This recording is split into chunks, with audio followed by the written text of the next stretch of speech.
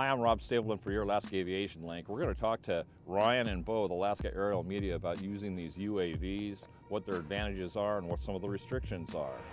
We run a bunch of different platforms. Alaska Aerial Media is a full-service commercial aerial media production company that specializes in low-altitude UAV drone cinematography and imaging.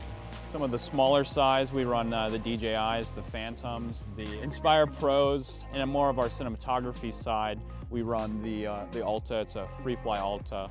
It's a sealed system, so it allows for us to fly in the rain, which is a new improvement from current systems, which are kind of weather restricted. So, especially up here in Alaska, it's a nifty system to have with dealing with our ever-changing weather. Drones have become very popular consumer items, but they can be used for recreational and professional applications. If used for hire, special certification is necessary, requiring authorizations and exemptions from the Federal Aviation Administration. The FAA defines commercial operations as receiving payments or commercial gains. So basically you put your logo on something or a business logo that you've filmed. That's the fine line between commercial and recreational.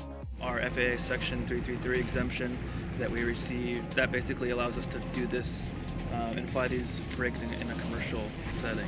When the systems first came out with the AR drones and then GoPro came out, and we just kept on adding more weight and more batteries, and next thing we know is we have 6 rigs in the garage, and then we're trying to carry 30 pounds. So Alaska Aerial Media is the first in Alaska to receive the 333 exemption, which requires filing a flight plan, which triggers a NOTAM, also known as a Notice to Airmen. We have to file NOTAMs at 72 hours out, especially here in Anchorage. They like to have a big heads up because we have so much stuff going on.